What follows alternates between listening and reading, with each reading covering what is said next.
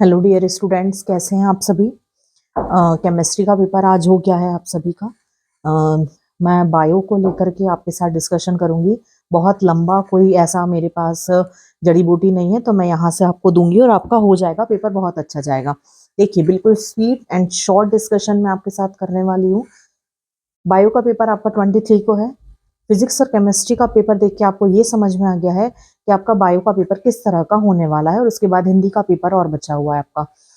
देखो बच्चों, बिल्कुल स्ट्रेट फॉरवर्ड मैं कहूँ आपसे, तो साल भर टीचर्स, मैं अपना बात करूँ, साल भर टीचर्स एज वेल एज मैं अपने स्टूडेंट्स को ये बोलते रहे कि अब पेपर जो होना है वो सीबीएसई पैटर्न का रहेगा, जिसमें आपका यदि कॉन्सेप्ट क्लियर होगा जो आपको बताया जा रहा है, तो ही आप पेपर को अटेम्प्ट कर पाओगे बहुत अच्छे तरीके से।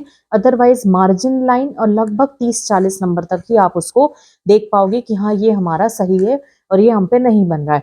आज के केमिस्ट्री के 3-4 स्टूडेंट्स के मेरे पास कॉल आए कि मैम, केमिस्ट्री का पेपर बहुत हार्ड था। यूट्यूब पर भी देखा, कई दूसरे जगह पर भी पता किया हमसे कि केमिस्ट्री का पेपर क्या वाकई बहुत टफ था। तो सीधा कहने का मतलब है, पेपर को सीधा नहीं दिया हुआ है। भले वो एमपी बोर्ड का है, स्टेट बोर्ड का पेपर है, पेपर को घुमा करके दिया है। मैं बायो से कोरिलेट करके आपको बता दूं कि आप अपना माइंडसेट बिल्कुल रखिएगा अपने एग्जाम के लिए कि आपका पेपर कैसे आने वाला है। बायो के एक एग्जांपल से समझे। सपोज मैं ये एग्जांपल क्लास में भी आपको दे चुकी हूँ। जैसे हम बात करें एड्स की, अगर आपको सीधा बोल दिया जाए एक कोई सेक्सुअली ट्रांसमिटेड डिसीज के बारे में समझाइए, आपका नाम आएगा एड्स। वायरस के थ्रू होती है, आपको वायरस भी पता हुआ है, एचआईवी। इसका पूरा नाम और इसका पूरा नाम आप बता देंगे। अब सीबीएसई का जो पैटर्न बैठता है, वो सीबीएसई का पैटर्न है ELISA test.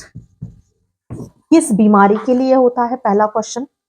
Sexually transmitted disease की ऐसी कौन सी डिसीज है जो एचआईवी पॉजिटिव हो तो वो डिसीज होती है? तीसरा, इसका पूरा नाम क्या हो सकता है?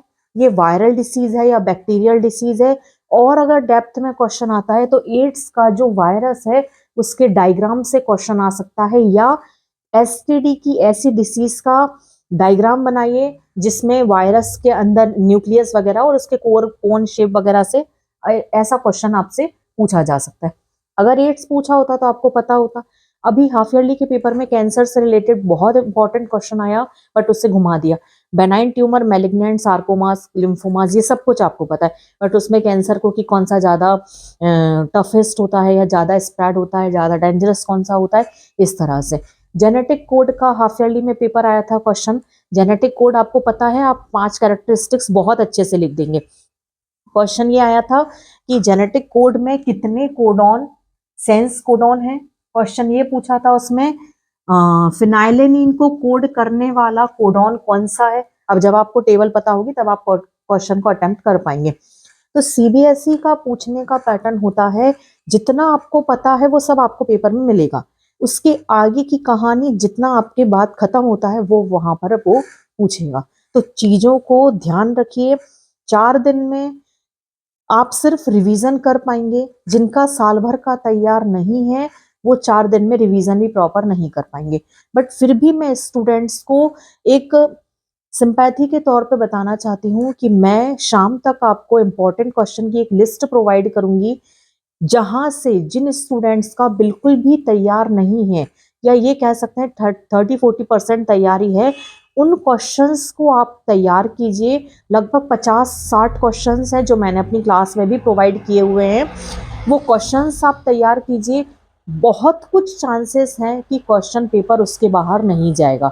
अब अगर हम बात करें स्ट्रैटेजी पे कि आपके एग्जाम की स्ट्रैटेजी स्ट्रैटेजी क्या होनी चाहिए, देखिए अभी जो वीडियो मैं बना रही हूँ करीबन 1 बजा हुआ, 1 से 1:30 का टाइम हो रहा है।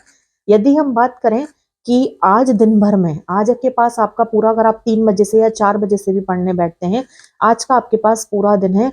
आज बिल्कुल देखिए, सबसे पहले आज 18th, 19th, 20, 21, 22, आज के दिन में आप सिर्फ और सिर्फ अपनी जेनेटिक्स उठाइए। जेनेटिक्स में यूनिट के फॉर्म में आपसे बात करूंगी। जेनेटिक्स मतलब मेंडल वाला चैप्टर, डीएनए वाला चैप्टर, और एवोल्यूशन में डार्विन वाला चैप्टर। आज क्योंकि ये बहुत लेंथी यूनिट है, सबसे ज्यादा मार्क कंज्यूमिंग यूनिट है और इस वाली यूनिट से ऑब्जेक्टिव और सब्जेक्टिव बहुत ज्यादा बनते हैं। ये तीनों पॉइंट को हमें भूलना नहीं है। पूरे दिन में आज आप ये वाली यूनिट को कवर कीजिए, इसके अलावा आप कुछ भी ना पढ़े। कल की बात करें 19th की, तो 19th में आपको 2 यूनिट कंप्लीट करनी है। आप फर्स्ट प्लस फोर्थ भी उठा सकते हैं, आप third plus fourth plus fifth. Fourth unit आपको कॉमन रखनी है क्योंकि ये यूनिट बहुत छोटी है, फिफ्थ भी बड़ी है और फर्स्ट भी बड़ी है कंपैरेटिवली सेकंड। तो आप फोर्थ को छोटी यूनिट को साथ में रखें। इन दोनों में से आप जिसको उठाना चाहें वो उठा सकते हैं। मेरा ओपिनियन होगा कि आप ये वाला स्लॉट उठाएं, फर्स्ट प्लस फोर्थ, जिससे आपका कॉन्फिडेंस लेवल थोड़ा सा बढ़ जाएगा कि हाँ हमारी तैयारी है। इसके बाद आप 20 को उठाएं। अगर आपने ये उठाया है तो ये इस डेट में, और यदि ये उठाया है तो ये वाला इस डेट में। हम लेके चलें फोर्थ और फिफ्थ वाला, थर्ड और फिफ्थ वाली यूनिट जो आपकी रहेगी वो आप 20 तारीख को करेंगे। तो थर्ड और फिफ्थ वाले में यदि हम बात करें तो हमारी सेकेंड यूनिट हो गई इस वाली डेट में, फर्स्ट और फोर्थ यूनिट हो गई 19th में, थर्ड और फिफ्थ यूनिट हो गई हमारी 20 में। 21 और 22 की जो बात रहेगी वो मैं आपसे नेक्स्ट वीडियो में करूंगी, क्योंकि अभी आपको इन 3 दिन को फॉलो करना है। यदि पूरा इकट्ठा आप देख लेंगे तो आपको दिमाग में ये रहेगा कि हम ये करें या वो करें। याद रखिएगा, सारे चैप्टर्स के साथ आपको ऑब्जेक्टिव क्वेश्चन लगाने हैं। चाहे आप लास्ट ईयर्स के पेपर को देख लें, उनसे पैटर्न आपको समझ में आ जाएगा। एमपी स्टेट बोर्ड में नवबोध की बुक से बेस्ट ऑप्शन कोई नहीं है। आप नवबोध की बुक से आपके पेपर के ऑब्जेक्टिव लगाएं सारे। उसके बाद में जो मैंने क्वेश्चंस आपको प्रोवाइड किए हैं, लगभग 120-30 नंबर का जो पेपर है और सारे चैप्टर्स के साथ में, वो क्वेश्चन आप लगाएं। आपको ऑब्जेक्टिव नहीं छोड़ने हैं, क्योंकि ऑब्जेक्टिव 28 मार्क्स अप्रॉक्स 40% रहेगा।